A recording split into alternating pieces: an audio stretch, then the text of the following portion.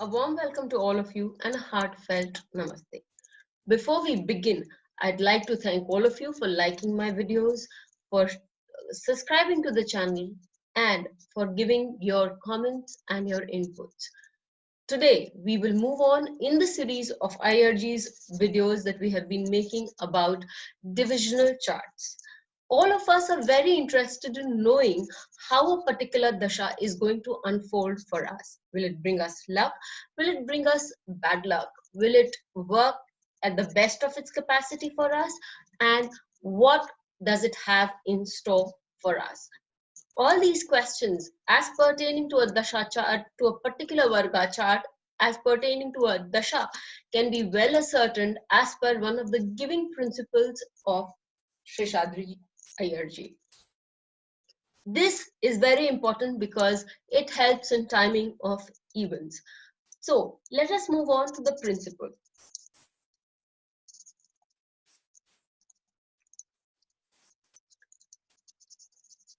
It is very important. One of the very important factors that Sheshadriji considers is he takes 3, 6, 8 and 12 houses in the divisional chart as poor or as bad houses or as trig bhav. He includes the third house also as a trik bhav. We have also come to understand that he says that in one of the old previous videos we have understood that he takes the third house as the house of change, the one that brings about a change in your if it's in the Navamsha, it could bring about a change in the fruits of life that you're having. If it's operating in the Dashamsha, there could be a change in the job that you are undergoing, or if it's in your seventh house, then your children can face some changes, major changes, life-changing decisions in their lives, so on and so forth. He considers 3, 6, 8, 12, all, I repeat, as a bad house. However, there is a disclaimer to it, and he says that this can become a good placement if there is a Sankhya Yoga present. What is Sankhya Yoga? Sankhya Yoga, as per him, is the pairing of houses. Okay, so let's see how houses can be paired.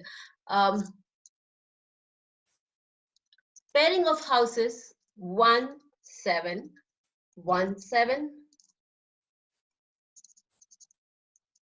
2, 12, 2, 12, 3, 11, 3, 11, 4, 10, 4, 10, 5 and 9, 5 and 9 again, and 6 and 8, 6 and 8. So, how would you understand about pairing of houses? As per Sheshadri IRG, when these houses have show a planet in both the houses, that is, if there's a planet in the Lagna and there is a corresponding planet in the seventh house of the divisional chart. Before we begin, let me very clearly state it to you that there is no Sankhya Yoga in the D1 chart as he says it. That is a Gemini concept, which is a different concept altogether, and we have been doing it in a different video. When we're doing divisional charts, we need to follow Sankhya Yoga as per Sheshadri IRG, who says that if there is a planet in the Lagna of a particular divisional chart, there has to be a planet in the seventh house of the divisional chart to give the full effect of the dasha, good, bad, or ugly. He says that if there is a planet in the second house, then there has to be corresponding planet in the 12th house to get the full effects of a particular dasha. Similarly, third house and 11th, 4th and 10th, 5th and 9th, and 8th and 6th. So this makes it the entire series of planets there. Now let's go back to a few things about the Sankhya Yoga. As per Sankhya Yoga, it is said that if there are benefics in both the houses, then both the dashas are going to go well. if there is a malefic in one house and benefic in another house, then the malefic will give bad results. The benefic in its part, in its dasha, antardasha, will give good results.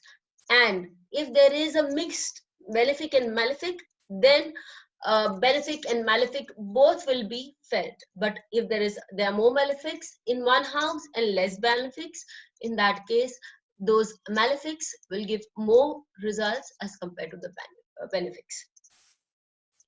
He's very categorically stated, as I told you earlier, that the Sankhya Yoga is not formed in the birth chart nor used in the natal chart analysis.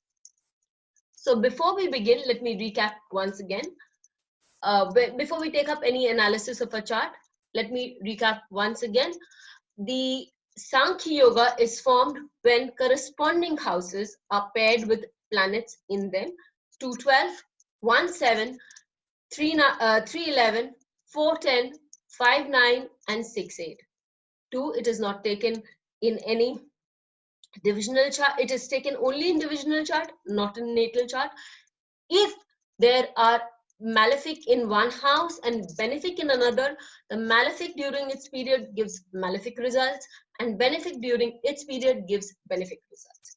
If there are mixed planets, say malefic and benefic in one house and malefic in another house, the malefic and benefic in its period will give both the results, whereas the malefic in its own house will give more malefic and less of benefic results. And if there is benefic in both the houses, then in that case there will be a benefic result for both the periods. And if there is malefic in both the houses, then malefic results in both the periods. So essentially the malefics tend to give more malefic results and the benefics will give more benefic results. Also, I would like to clarify here, many a times I've been asked to take up the kundali of normal people, but I generally take up the natal chart of those people whose data is easily available on Astro Data Bank, is AA verified, that is, it is an accurate data, and moreover, where people can connect with others with that chart, can see how things have unfolded in their lives, to clarify and to dig deeper into what has been conveyed through this video. So I take up the chart of another well-known personality, Walt Disney. Walt Disney, as we all know of him, is the famous personality who created Mickey Mouse. His invention or his creation, Mickey Mouse, has lived long after he has passed away. So let us see which planets in his chart have created Sankhya Yoga. In the first round, as we take up Jupiter, Mars and Saturn in his chart, we see that Jupiter, Saturn and Mars are in close degrees with each other. In one of the videos, we have covered his chart where we have taken up Jupiter and Saturn being absolutely close degreecally in the chart and influencing his thought process of working, of being extremely creative and rising to high power, which was his goal in life. Here we take up about the Sankhya Yoga. Here Mars, Jupiter, Saturn are in close conjunction, right within 7 to 8 degrees with each other, and hence when we take up his D10 chart, we see that they are on the 212 axis with each other. That is, when when his Jupiter Dasha would come, this would give us a more of benefic results and less of malefic, and these benefic results will be highly evaluated, highly evolved because of a presence of a supporting planet, even though it's a malefic in the 12th house. So let us see what happened during this period.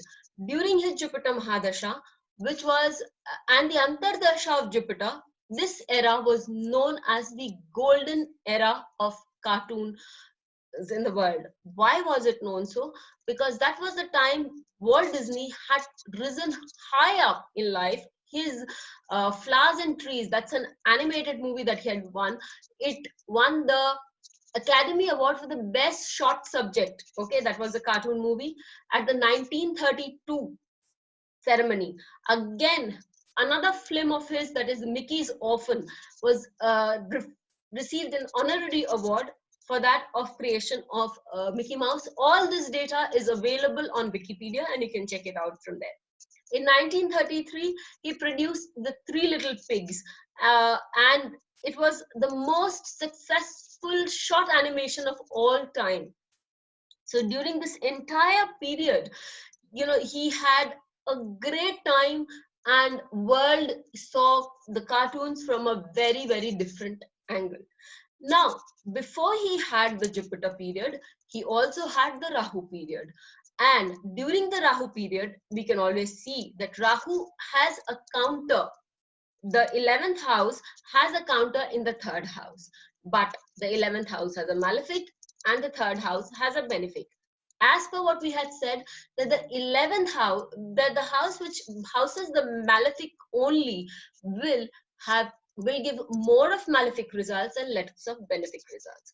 If you go to Wikipedia and if you read there, you will know that this was a very trying time for him, because it was during this phase that though he had tried very hard,